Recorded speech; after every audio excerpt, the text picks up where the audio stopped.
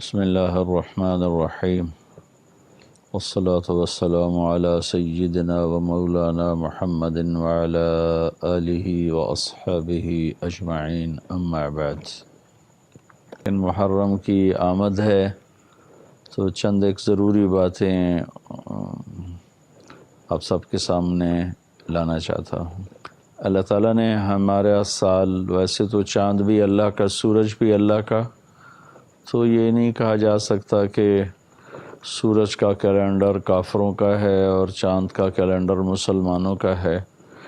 جب چاند بھی اللہ کا، الشمس والقمر والنجوم مسخرات بامرہ، سورج بھی اللہ کا، چاند بھی اللہ کا، تارے بھی اللہ کے، تو جنوری فروری کا کیلنڈر بھی اللہ کا ہے اور محرم صفر کا بھی اللہ ہی کا ہے۔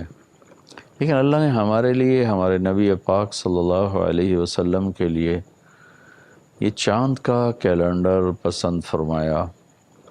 اس کی وجہ مجھے پہلی دفعہ ناروے، جب میں نارتھ پول پر گیا، نارتھ کیپ، پول تو بہت آگے ہے، نارتھ کیپ پر گیا جہاں وہاں پہلا آخری شہر آلٹا آتا ہے، جس کی 10-12 ہزار کی آبادی ہے، اور پھر اس کے بعد بالکل آخر میں نارتھ کے جہاں زمین ختم ہو رہی، وہاں ایک گاؤں آتا ہے، وہ مشکل سا نام ہے، مجھے یاد نہیں رہتا، اس کی کوئی 1.5-2 ہزار کی آبادی ہے، باقی آبادی وہاں پھیلی، اوپر ناروے بھی لگ جاتا ہے، سویڈن بھی لگتا ہے، فن لینڈ بھی لگتا ہے۔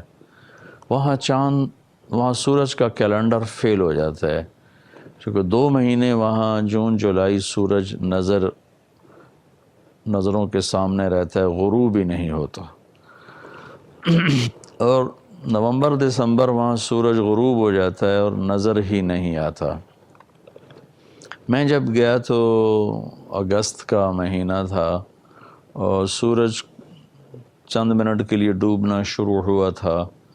وہاں جا کر مجھے یہ بات سمجھ میں آئی کہ ہمارے نبی تو عالمی نبی ہیں، سارے عالم کے نبی ہیں۔ آپ کو ایسی چیز، ہر وہ چیز دے گی جو پورے عالم میں ہر وقت اپلائی ہو سکے۔ سورج کا کیلنڈر اوپر ٹاپ نارتھ کے جو پول کے قریب علاقے ہیں وہاں فیل ہو جاتا ہے۔ ساؤتھ پول پر میں گیا نہیں ہوں، لیکن نارتھ پول کے بالکل قریب پہنچا ہوں، تو وہاں سورج کا کیلنڈر فیل ہو جاتا ہے، لیکن چاند کا کیلنڈر وہاں باقاعدہ چلتا ہے۔ چاند نکلتا بھی ہے، ڈوبتا بھی ہے، گھٹتا بھی ہے، بڑھتا بھی ہے، اور چاند کا نکلنا رات کا پتہ بتاتا ہے اور چاند کا ڈوبنا وہ دن کا پتہ بتاتا ہے۔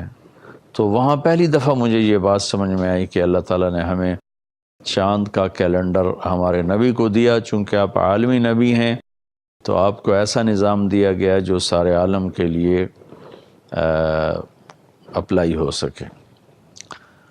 یہ تو تھوڑی سی حکمت مجھے سمجھ میں آئی جو آپ کے سامنے رکھی ہے۔ پھر اللہ تعالیٰ نے محرم سے ہمارا سال شروع کیا ہے۔ یہ بڑا مقدس مہینہ ہے شروع سے ہی، اور اس میں جو 10 محرم کا دن ہے اس کو شہادت حسین نے 4 چاند لگا دیے، لیکن یہ اس سے پہلے سے ہی بہت محترم چلا آ رہا ہے۔ 10 محرم کو آدم علیہ السلام کی توبہ قبول ہوئی۔ 10 محرم کو ابراہیم علیہ السلام آگ کے ڈھیر سے نکلے، اس میں جو جتنے دن بھی اس میں رہے، مختلف اس کی روایات ہیں، لیکن جس دن آپ نکلے وہ 10 محرم تھا۔ 10 محرم کو واستوت علی الجودی وقیل بعدا للقوم الظالمین، نوح علیہ السلام کی کشتی جودی پہاڑ پہ رکی، 10 محرم تھا۔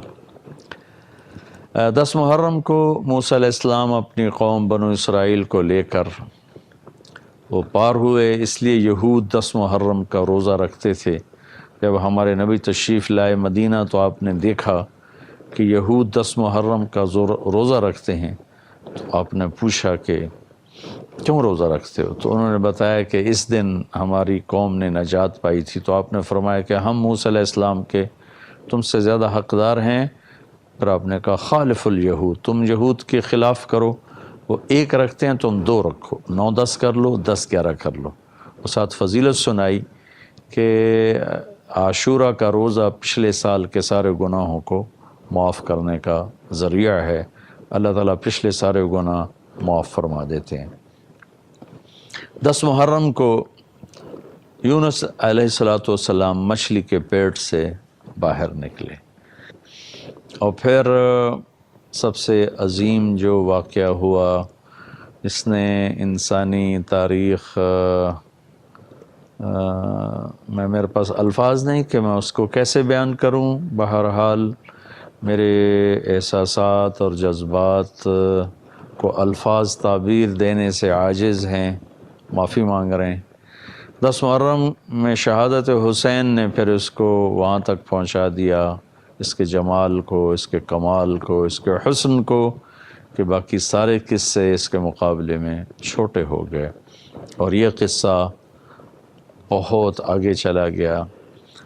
یہ چھری سب سے پہلے چلی حضرت اسماعیل علیہ السلام پر، لیکن اس چھری سے انہیں نکالا گیا، بچایا گیا۔ پھر یہ چھری چلی جناب حضرت عبداللہ پر، آپ کے والد ماجد، لیکن ان کو اس چھری سے نکالا گیا، بچایا گیا۔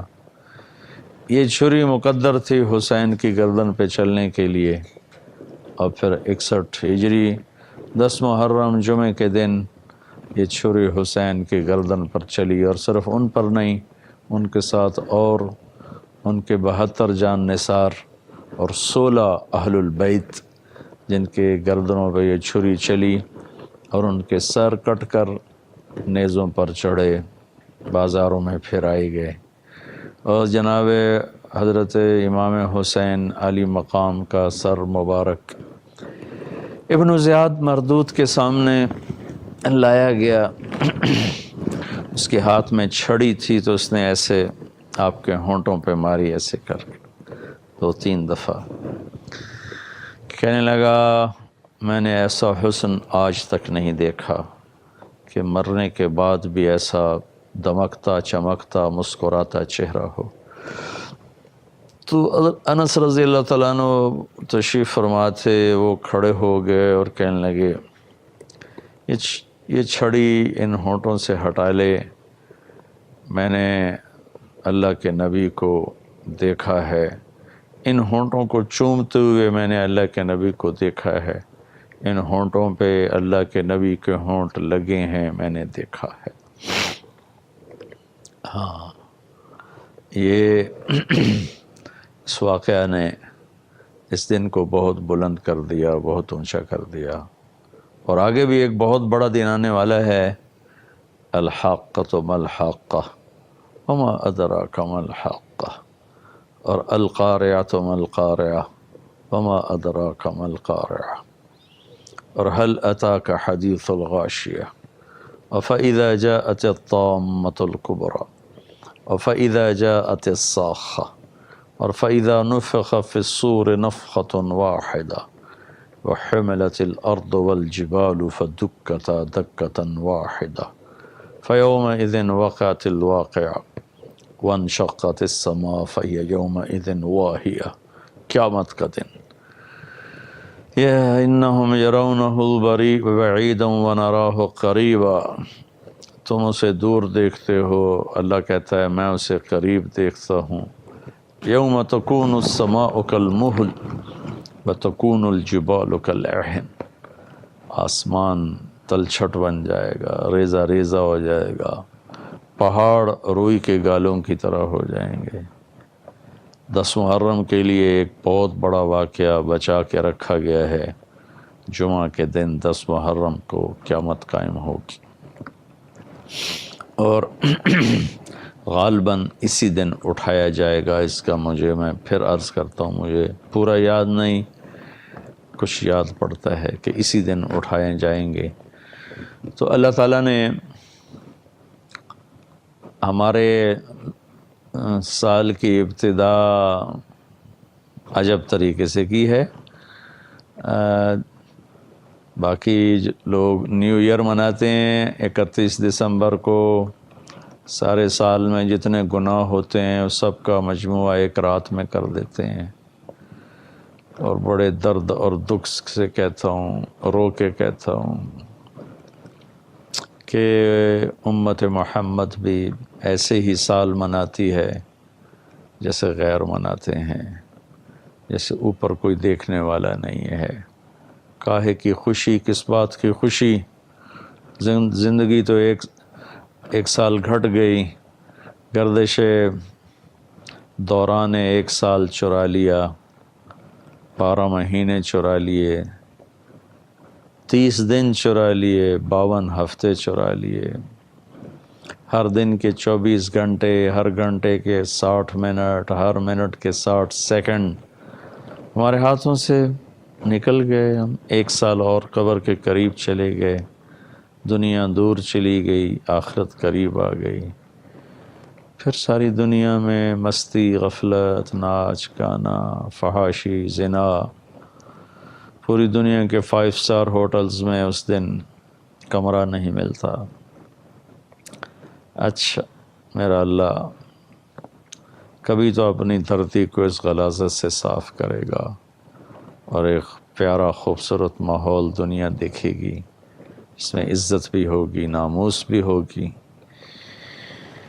خیر، میں تو محرم کی بات کر رہا تھا۔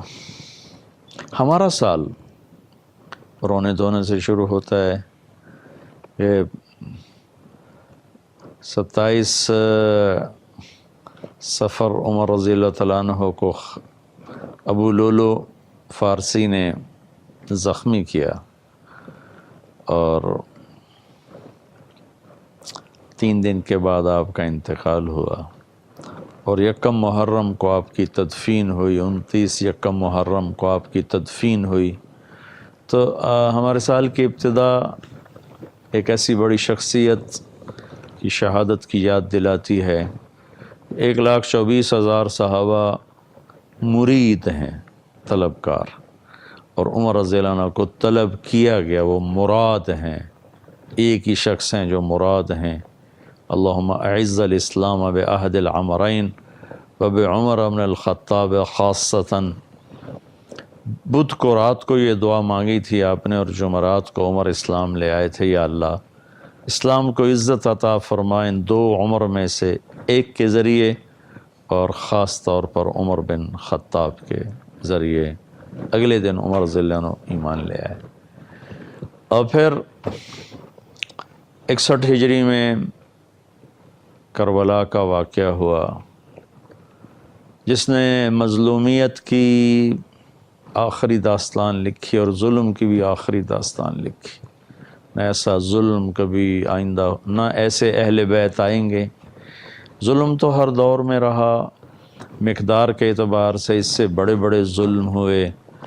چنگیز خان نے 40 بڑے بڑے شہر صفحہ ہستی سے مٹا دیے، کروڑوں انسانوں کو کھوپڑیاں اڑا کے مینار بنا دیے، لیکن کیفیت،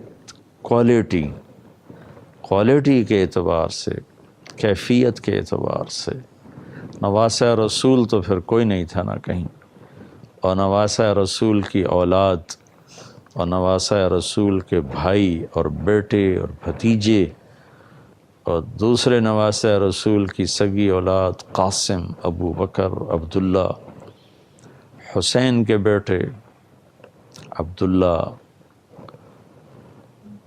علی الاکبر، علی الاصغر، یہ تو دوبارہ نہیں آئیں گے۔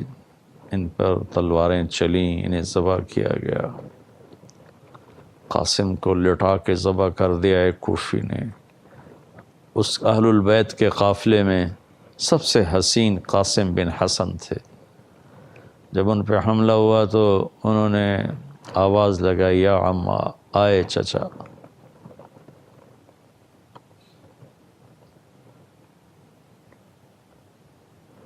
حسین رضی اللہ تعالیٰ عنہ خود زخموں سے چور تھے، زخمی شیر کی طرح جھپٹے، لوہے کی دیواروں کو چیرتے ہوئے جب پہنچے تو بھتیجا اپنے نانا کے پاس جا چکا تھا۔ ایڑیاں ان کی زمین پر اس وقت رگڑ رہی تھیں، تو ان کے سرانے کھڑے ہو کر فرمایا، بھتیجے آج تیرا چچا کتنا بے بس ہے،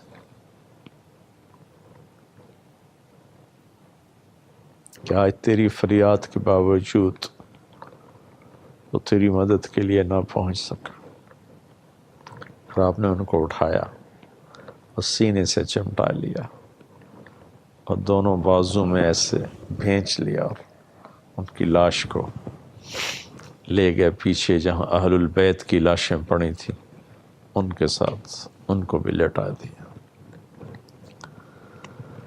تو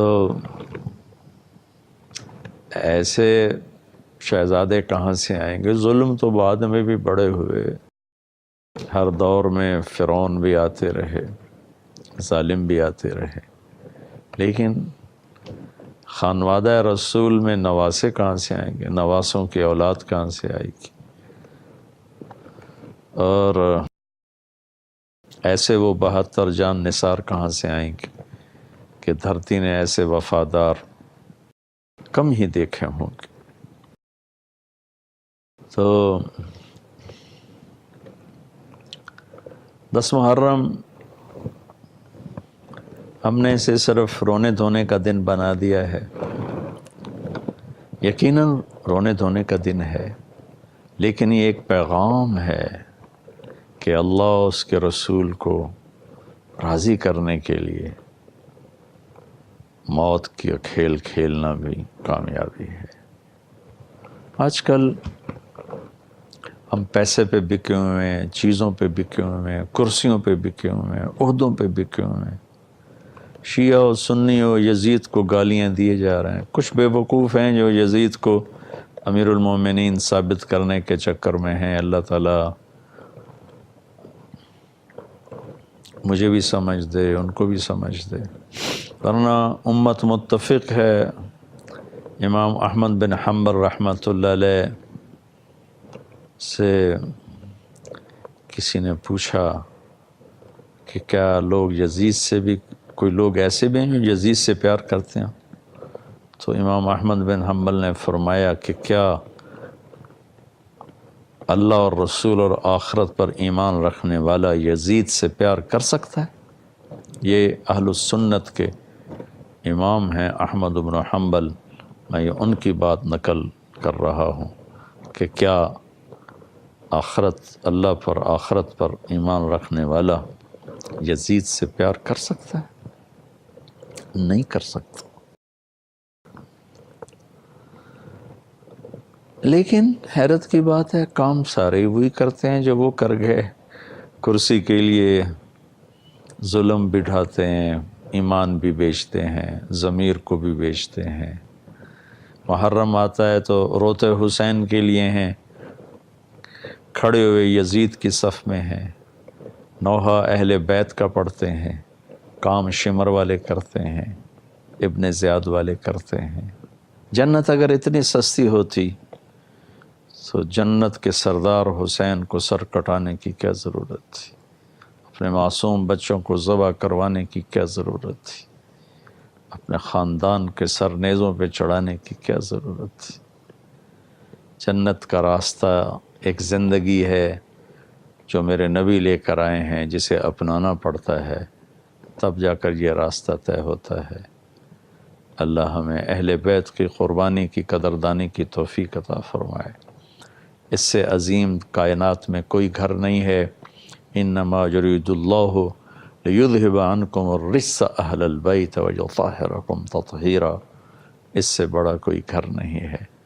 جب وہ قربان ہو گئے تو ہم اتنا ہی کر دیں، رشوت چھوڑ دیں، جھوٹ چھوڑ دیں، ظلم چھوڑ دیں، جوا چھوڑ دیں، چوری چھوڑ دیں، زنا چھوڑ دیں، قتل چھوڑ دیں، ڈاکے چھوڑ دیں، ماں باپ کی نافرمانی چھوڑ دیں، حرام کمانا چھوڑ دیں، ملاوٹ چھوڑ دیں، کھوٹ چھوڑ دیں، ماں باپ پر ظلم چھوڑ دیں، بیویوں پہ زیادتی ظلم چھوڑ دیں، کسی کا حق نہ ماریں۔ اللہ ہمیں عمل کی توفیق